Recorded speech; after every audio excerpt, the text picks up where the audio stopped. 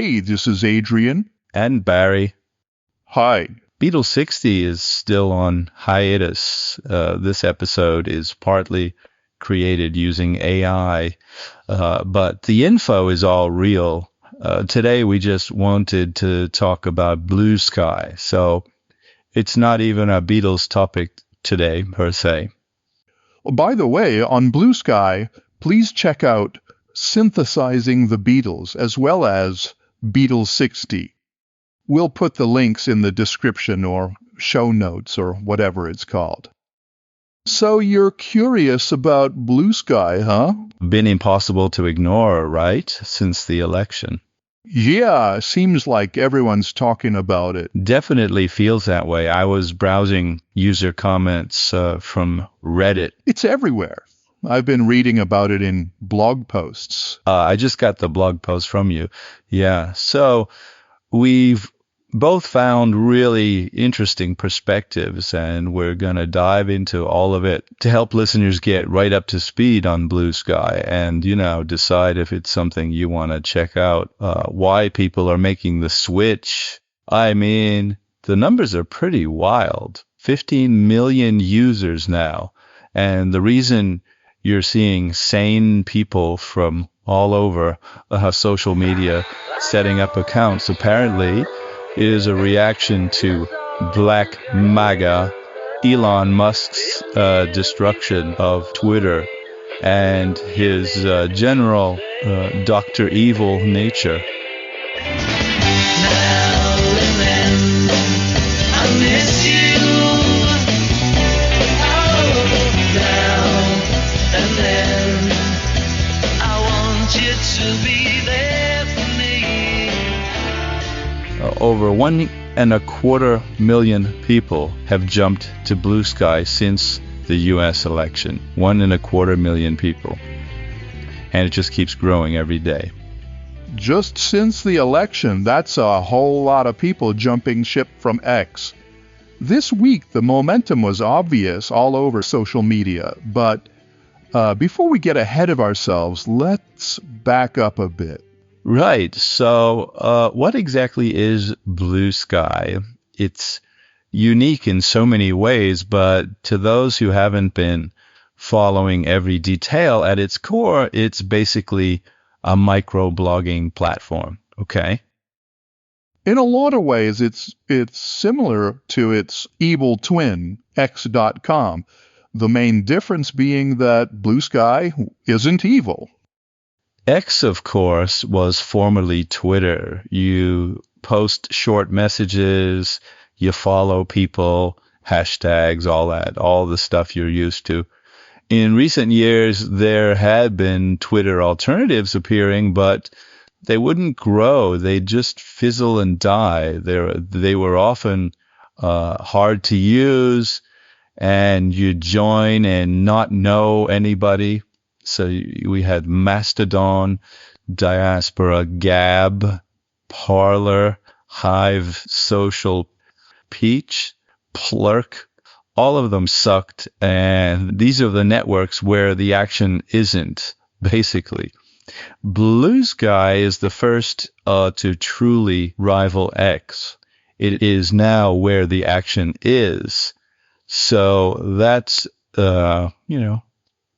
what's the difference? It makes a difference. I'm no expert, but apparently Bluesky was started with Jack Dorsey's involvement. Remember, he was the founder of Twitter back when it was a good network and not evil. His involvement adds a whole nother layer to the story, and Bluesky's recent emergence has revived interest in decentralized, user-focused alternatives. X is for Musk and Trump and Putin and Dr. Evil. That's X. Bluesky is the opposite. Bluesky is of the people, for the people, by the people. In so many ways, Bluesky feels like a rebuild of the good old Twitter, but even better. That's what I've noticed in my browsing. That's the consensus. Taking what they learned with Twitter and starting over even better. Like a do-over. Interesting. Well, the general consensus seems that this alternative was born out of a widespread sense of frustration. That may sound obvious, but in particular, for a lot of people, it boils down to control, the lack of it on X. Let that sink in. Worst of all, on X.com, you're now bombarded with things you don't want to see, content you're not interested in, and this amplified voice of Elon is everywhere. He's like the Wizard of Oz. Yeah, I'm now looking at the blog posts you sent me. Some of these user comments are pretty wild. People are definitely not holding back. The changes that Musk made. Yeah. So people are pretty serious about this. And of course, Musk is now part of the axis of evil. He makes changes based on his mercurial whims, impulsively, capriciously, erratically, unilaterally. Former Twitter users felt like the network they relied on for all these years suddenly became unrecognizable. At the heart of this, I think Musk's changes aren't in the interest of users. They're at the expense of users. The algorithm on X is now all about chasing engagement for its own sake and for the glory of dear leader. But of course, the demise of Twitter isn't news to anyone, is it? So let's get back to Bluesky. That's the real news. Bluesky is really hitting the right nerve. People are looking for something different, something better, more like a genuine community, less like a corporate product. The key is decentralization. Yeah, the big word, decentralization. Now, this is where it gets a little technical. Bear with me. It's important. If email worked like X, it'd be like one company controlling everything. Is that the right analogy? But now it's not. That's not the way it is on Bluesky. Nobody owns email, and anyone can set up on any server. Well, remember Mastodon? It was decentralized, but that sucked. I couldn't even figure out how to find anyone. So how is it that decentralization is done so much better on Bluesky? Well, Mastodon had a lot of people excited for a brief moment 2 years ago, as I recall, but it went nowhere because it left a lot of folks scratching their heads, me including me. With Mastodon, finding and connecting with people was honestly kind of a pain. You had to know which server they were on, and hopping around to find friends could feel like a real chore. It's like an app for nerds who have too many hours of free time each day to sit and figure out all this technical crap. All these little islands of users, huh?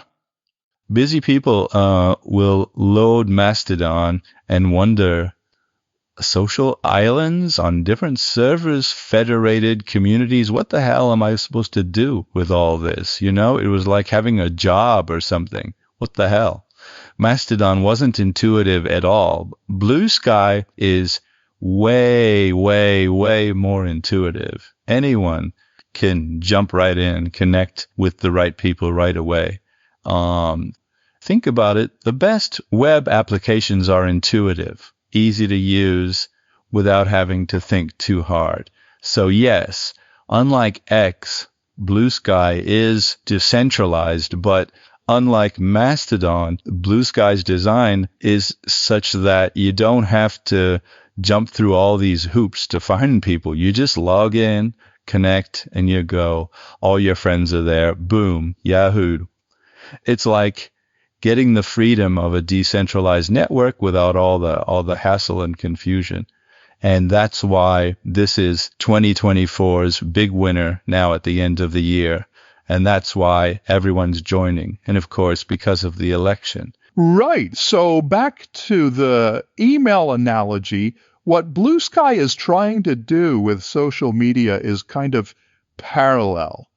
No one company is in control. It's not like one giant platform like the evil X, but not some bizarre network of interconnected communities like the impossible to use Mastodon.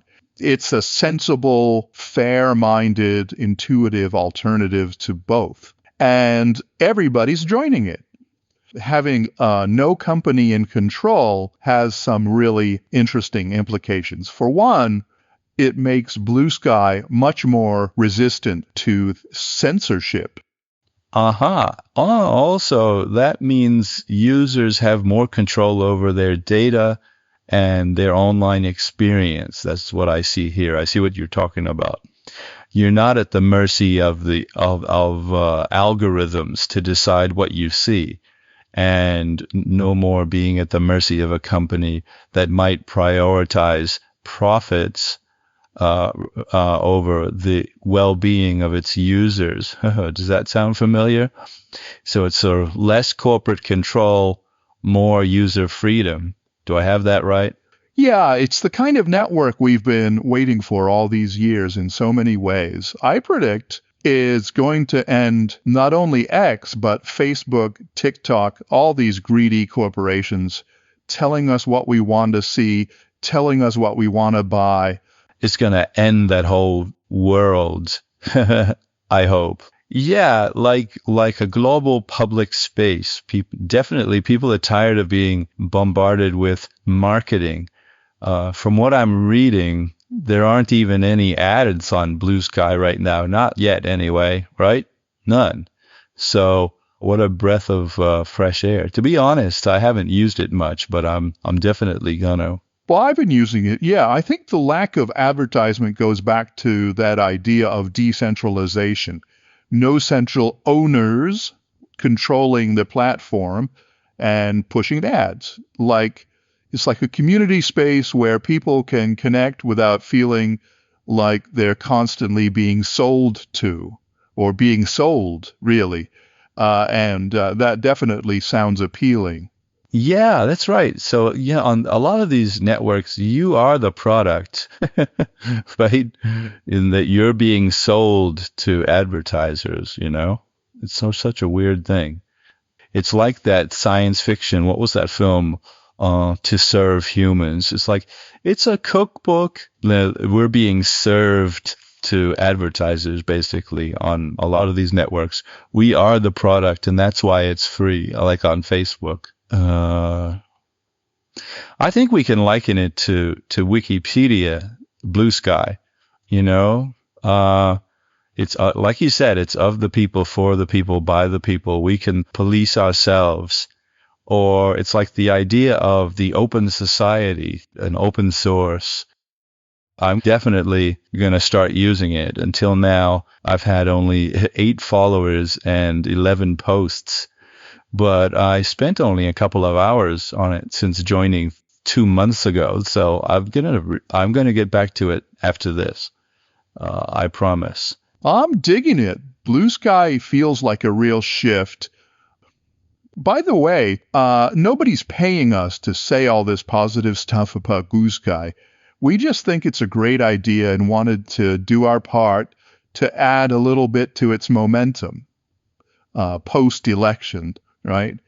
It's attracting people soon, all of us, I think, all of us, who are fed up with the way things are done elsewhere. I think we've driven home this consensus that we've found online. I can sum it up. Bluesky, good. But what's it actually like to use, right? That's what you want to know. We haven't covered that yet.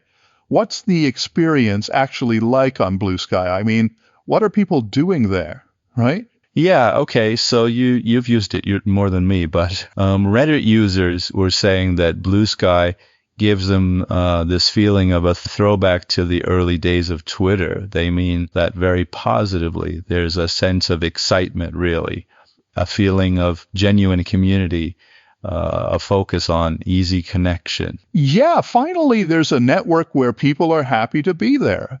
And everyone in these blog posts seems eager to see what happens next, Yeah, back to the age of exploring a new network and reconnecting with everyone, fresh user experience, good old friends, and lots of new friends with similar interests. That's a great way to put it. People seem to like the easy and secure way of showing that you're trustworthy. It's harder for bots and fake accounts to pop up. So that's a huge plus for a lot of people, for honest people, for real people. It feels more trustworthy, apparently, You're not going to be, going to have all these like sexy babes trying to add you and then spamming you, right? They're actually evil spammers posing as sexy babes, right? On like X. It's very annoying. Yeah, but I suppose if you want to create, fake accounts and evil spamming bots, if that's what you're doing, you might not like that. I suppose you have a point there, right? If you want to do evil stuff. I didn't think about that. We might have some evil listeners who are disappointed with others. Okay, let's get down into some specifics. Let's dig a little deeper. It's still early days. What are people actually doing on this platform? Yeah, good question. Probably the blue sky culture is currently evolving, emerging, I guess. I'm soon going to find out. I don't know, really. Well, I came across this blog post from an aviation blogger. They were ecstatic to find a whole community of fellow av geeks on Blue Sky. Aviation enthusiasts. It's interesting. So it must have a function something like Facebook groups, communities of special interests. So it must be easy to connect with people with similar interests. I saw that just before we started recording. The guy was talking about how refreshing it was. Refreshing how he's able to geek out about airplanes without being bombarded with irrelevant content. It could just be, they could be left alone to the av geek world. Yeah, a lot of Facebook groups have been hijacked by spammers these days. It's really hard to protect the Facebook group and keep it, kind of focused without a lot of weird posts and stuff. So it's a good thing. Actually, it's not a good thing. The good thing, it was a good thing, really, in the past, but it was ruined by Meta, the parent company of Facebook. They just don't care. So a good thing was ruined, basically. So we're all going to abandon Facebook eventually, I predict. I mean, if all this about Blue Sky is true and remains true, it sounds like you can find your tribe online there better than on Facebook, and especially in a more niche interest area. This could really be a rewarding experience to be on a platform like this. We'll have this corner of the internet where you can truly be yourself with people with similar interests, quality interactions. I was surprised to find so many different people talking about how conversations on Blue Sky feel more thoughtful than on other platforms. You don't hear that a lot anywhere. But they say that there's something like the way people talk is more nuanced, less driven by the need to go viral or chase clout, or, it sounds almost, dare I say, wholesome. Yeah, are we tired of all of us trying to make our mark online, What's the point? It's like a rat race, the whole influencer thing. We also sick of it trying to stand out and especially on YouTube lately. It's like, look at me, no, look at me. Yeah, I'm so done with all that. Yeah, it is like a rat race. Miss me with that stuff, that crap. So miss me, please. I'm so glad that Blue Sky came along. But consensus about what did we call it? Wholesomeness? it speaks volumes about the atmosphere that's developing on the platform, apparently. So, we've covered a lot of ground here. What have we learned? Well, we know that Blue Sky, we know what it is and why people are leaving X, and that it's decentralized, whatever that means. We've gotten a taste of the culture too, but the big question remains. The big one is Blue Sky right for you? Aha. Well, dear listener, it's a question only you can answer. I guess it depends on what you're looking for in a social media platform.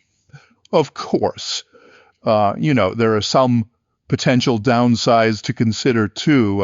It's still a new platform, right? So what about its long-term viability? Will it go the way of the Mastodon, do you think? I have no doubt about this one. It's a winner. What's clear is that Blue Sky is tapping into something that a lot of people are craving: more human, more user-centric, and decentralized online experience. Did you want to go back and take a deeper dive into this whole decentralization thing? Oh, okay. Well, there's an AT protocol, the technical foundation of Blue Sky. I think that's something a lot of people are curious about and worth exploring further. So the AT protocol, what is that? It's the key to the whole decentralized aspect. Yeah, what does that mean, AT protocol? It's really techy. I can't. You're almost losing me. I'm afraid we're losing listeners here. Let's hurry and define this. Well, it defines how data is stored, shared, controlled. Okay, got it. So instead of relying on one central server. Yeah, so it's not controlled by a single company. Okay, let that sink in, Elon. The AT protocol allows for network integrated servers. What do you call it? A network of interconnected servers. This isn't anything new or exotic. It's like the internet itself. So it sounds like something really, really special, but it's really quite normal. It's how the internet basically works. Oh, okay. So if I'm understanding this correctly, my data wouldn't be stored in some massive data center owned by Blue Sky, right? Right. It would be spread out across this network. Got it. And you own your own data. Well, that's good, eh? Well, that has some really important implications. Okay, like what? It means that no single entity has complete control over the network. No one can just shut it down. Now, Blue Sky's decentralized setup does mean that no single company or authority can pull the plug on the whole network. But let me be clear. It's important to note that this doesn't make it immune to censorship by certain governments. Countries with strict controls like China, for example, can still block access on a national level. They can still do it. But I guess no company where it isn't blocked nationwide, no company can shut it down because it's decentralized. Still, I'm starting to see why people are excited about this. It's such a contrast to other social networking platforms, especially with all the concerns about censorship and control on other platforms. But wait, so I was confused about this whole server thing on Blue Sky. I mean, when I joined, I didn't remember picking any server when I signed up. So, you know what I mean? It wasn't like Mastodon where you signed up and you had to have a server. I don't remember needing that with Blue Sky. So I wanted to know what's the difference, with Mastodon. Why is Blue Sky so much easier? So I asked ChatGPT, and here's what I learned right now. Almost everyone right now, they say, is on the one main server on Bluesky, and they're keeping it simple for now. Okay, and that's why you didn't have to choose a server because we're all on one server. Okay, but down the line, they're planning to have different servers with their own communities and rules. And if you want to switch later, you can take your followers and your posts with you. But for now, it's just one big community, so nothing to worry about. But then, is it no longer so intuitive or easy to use? That's the thing.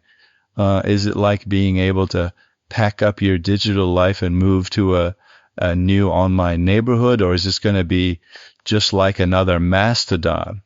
Yeah, that's what I thought too. Like, won't it just become another Mastodon with all those servers making things complicated? But the difference is Bluesky is designing everything to feel more seamless.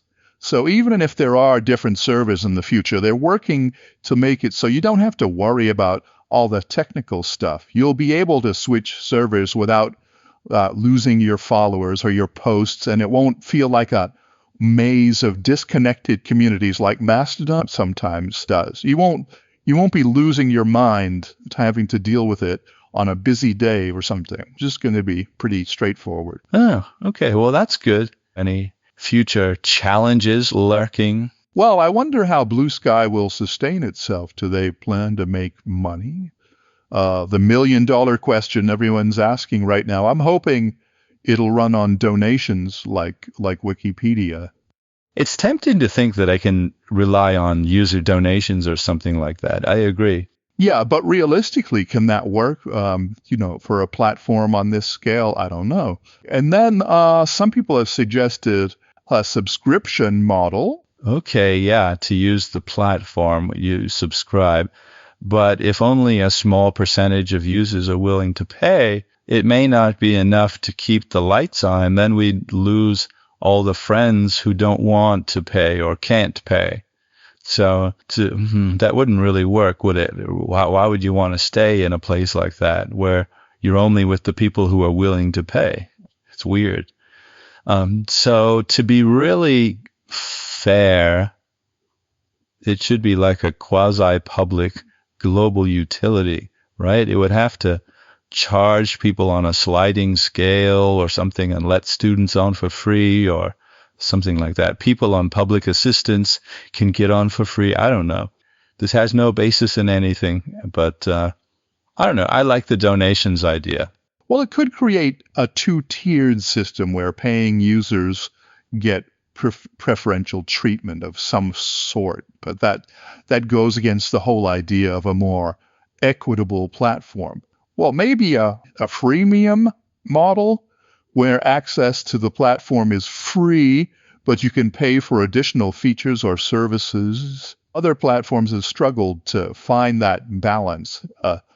It's a common story with, they have great intentions at first, but then eventually they need to generate revenue and new obstacles sort of kick in, and their marketing department will sort of push them in some other direction. That's the whole enshittification thing people are talking about lately. It's become a real concern that the process of platforms that we all use are all gradually degrading user experience over time in the name of profitability. More ads, tweaked algorithms. Don't you feel jerked around all over? Even like Amazon, slowly but surely, the platform becomes less about the users and more about the bottom line. And, these apps that were once free become paid eventually, and the interface gets cluttered with ads. Algorithms start showing you things you don't want to see in the name of, squeezing out more revenue for shareholder value or whatever. It's exactly that challenge that I'm worried about for Bluesky that they're going to find. Gonna have to find a way to make money without falling into that trap. I don't know. Well, how much money do they really need if you're not really developing a lot? I don't know. Starting out so idealistically, though, I don't see Bluesky ever becoming evil. It could become, like a public utility funded by, I don't know, almost all governments or something like that. But no, that wouldn't work, would it? Because like China wouldn't go for that, or Iran wouldn't, or they would go for it, but there'd be all this censorship that would go with the public funding, something like that. Or we, the users, maybe we can be the owners. That would be interesting, right? Well, it's sort of open source, right? In a blog post I saw where a tech enthusiast built a tool to post a Bluesky or what is it called, a skeet or something like that, directly from their terminal. I don't know what that means, but they could do it through a terminal. I don't know why you would want to, or what a terminal is. Isn't a terminal just your PC? We'll just get the app. Why do you need a terminal? I don't know. Yeah, what does that mean? Anyway, seems like there's a lot of innovation within the community, even on the tech side with the engineering types behind the scenes. So all this is owing to the power of the AT protocol, I guess, creating a more open and decentralized. I guess that's what that all means. Yeah, I get bored with all this developer talk, though, and we're probably losing listeners right now. But the point is that Bluesky is empowering developers to build their own tools and applications, which could lead to all sorts of new and unexpected ways to interact with the platform. But sometimes I hate open source stuff. Like I hate working with WordPress. A lot of people like it because it's free and you can just make a website for free. It's open source, but there's like 8 million different apps to choose from. And it's just like, and it keeps updating and updating, and you have to be sort of like a busybody all the time. I don't want to have to do that. So what I like about Facebook or X or whatever is you just go on and all the engineering is done by other people. You don't have to be yourself focused on all this technical stuff. I don't want to be, really. I just want to use it. So, but on the other hand, it could lead to all sorts of new and unexpected ways to interact with the platform, I guess. To these types, I think it almost feels like the early days of the web when everything was new and exciting and people were constantly pushing the boundaries of what was possible technically. So I guess that's kind of fun for the nerds, for the tech, for the engineering types, But to folks like us, I don't want to do any engineering. We just want to get on and socialize. We're not the IT department. We're just people. Yeah, good to at least get a sense of their values. They've created the space where people can experiment with new ideas and try to build a better future for online communication. If that's true, that's kind of fascinating, and the outcome is still very much in the air. Well, time will tell. There may be an interesting ride. Yeah, I'm starting to get why people are so excited about this platform, though. It's definitely got something special. Both of us are new to the platform, and I'm digging it. I hope we haven't alienated all the non-techies, though. Come back. Don't go. Speaking about excitement, one thing that keeps coming up in our research is that Bluesky is attracting a really interesting group of users. Not engineers. We're talking, various types of people, human beings, Yeah, a diverse group, not just techies and early adopters, those types, right? It's not just like that. Yeah, so we're seeing artists, writers, researchers, musicians, educators. all sorts of people who are finding value in Blue Sky's unique approach. It definitely feels, or I think it means that conversations are more nuanced. Just getting back to that, that's what keeps coming up. And although, so less likely to fall into those predictable patterns and polarization that we see on other platforms. I think that's what they mean. It's not like this predictable people naysaying each other or contradicting each other or attacking or one-upping each other or, that kind of thing. That's what I've noticed. It's an engaging and more thoughtful and respectful dialogue. It's a conversation and not an argument everywhere, And that's refreshing. Honestly, it really is. Oh, I see. So like a genuine global village where people, because you have an identity, you're not going to go around being a grouch in the global village.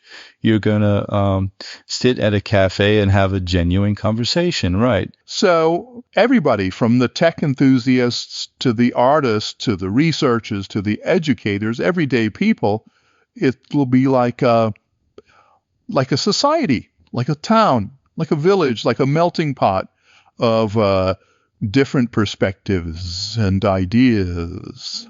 Well, I've found that the conversations are more nuanced, less predictable, It's easy to get cynical about the state of online discourse these days. It does seem to offer a glimmer of hope, Maybe, just maybe, we can create spaces that are more inclusive, more equitable, and ultimately more human. Power to the people. Right on. It's the users who are shaping culture, creating the kind of community that they want to see. It's like we're building a new kind of digital town square, like you said. It's like that, a space where people from all walks of life can come together to share ideas, connect with others, and build something new. Oh, I love that analogy, a good one. So what's even more exciting is that this town square is growing and evolving before our eyes. I mean, we're in real time. This is a new thing. So if you jump in, if these are still early days, you know what I mean? Yeah. So while it's true, of course, that Blue Sky could fall victim to the same forces that have enshittified almost all other social platforms online, the pressures to grow, to monetize, to cater to the loudest voices, these remain challenges that Blue Sky will have to navigate, but like they're walking a tightrope trying to find that balance between success and staying true to their values, you think? Is that what you're talking about? But I say fair play to them. This is the most promising new social networking program to come along in ages. A network built on genuine discourse, on good faith networking. Maybe it won't be easy, but what gives me hope is seeing this incredible level of engagement with Blue Sky and enthusiasm for Blue Sky this month since the election. I love that there's this automatic wave of popularity happening, almost like spontaneously, basically. Everybody's getting the same idea and having thoughtful discussions about its future, a real sense of ownership and collective responsibility, just like this podcast, where it's exactly what you don't often see on other platforms. And that's why we wanted to talk about it. Yeah. So what should listeners take away from all this? Well, if you're feeling disillusioned with the state of social media, if you're just growing tired of the same old enshittification, and if you're craving a more authentic, user-centric experience, then Blue Sky is definitely worth checking out. It's easy to use anyways, so just try it. It's still early days, but the platform is evolving rapidly, and the community is incredibly welcoming It's like a digital frontier full of nice people, physically, full of opportunities for exploration, connection, and maybe even a little bit of hope for the future of online communication. Who knows? Maybe Blue Sky will inspire a wave of innovation and change all across the social media landscape. It's an exciting time to be watching this space evolve. Or maybe it's going to suck. We don't know. This is the age of Trump 2, so you never know what's going to happen. This deep dive into Blue Sky has been fascinating. I feel like I got a much better understanding of what it's all about, too. I'm really glad I joined the network last week. The best way to truly understand something is to experience it firsthand. Completely agree. We encourage listeners to dive right in and explore for yourselves what all the buzz is about. Is it not going to suck in the future? We can't make any promises. But that wraps up our deep dive into Blue Sky. Hope you've enjoyed the journey, and hey, don't forget to follow us. Links in the show notes. Or description, or whatever it's called. Okay, bye for now.